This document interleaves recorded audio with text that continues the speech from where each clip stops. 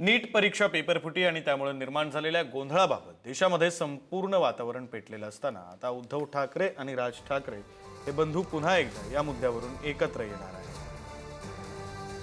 दरम्यान आज ठाकरे बंधू एकत्र पत्रकार परिषदही घेणार आहेत।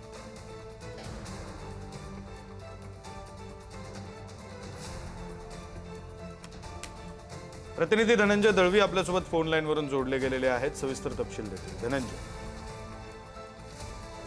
तर सध्या देशात ज्या गोष्टीची चर्चा झाल्याने अनेक आंदोलनं चालू आहेत ते म्हणजे बीजेपीचे कार्यकर्ते असतील, त्याचबरोबर इतर सगळ्या दिल्लीतल्या घडामोडीवर महाराष्ट्रात सुद्धा त्याचे पडसाद पडताना पाहायला मिळते। आणि अशातच आपण जर पाहिलं तर मुंबईतही विविध ठिकाणी आंदोलनं करण्यात आली आणि त्यामध्ये ठाकरे बंधू सुद्धा आता एकत्र येऊन या आंदोलनाची भूमिका आपली स्पष्ट करताना पाहायला मिळणार आहे। कारण की आज मनसे अध्यक्ष राज ठाकरे हे यांची 11 वाजता पत्रकार परिषद आहे आणि त्याचसोबत उद्धव ठाकरे सुद्धा या पत्रकार परिषदेला उपस्थित राहणार आहे। त्यामुळे संयुक्त पत्रकार परिषद ही आज शिवतीर्थ येथे पार पडणार आहे। त्याचबरोबर आपण जर पाहिलं तर दोन्ही ठाकरे बंधूंची पत्रकार परिषदेमध्ये नेमकी कशा पद्धतीची भूमिका असणार आहे आणि काय घोषणा करणार हे सुद्धा पाहणं तितकंच महत्त्वाचं असणार आहे। मात्र मनसे अध्यक्ष राज ठाकरे उद्याच्या तिरंगा मार्च जो काढण्यात येणार आहे ठाकरेंच्या शिवसेनेकडून त्यामध्ये सहभागी होणार आहेत। त्यामुळे ठाकरे बंधू पुन्हा एकदा मोर्चामध्ये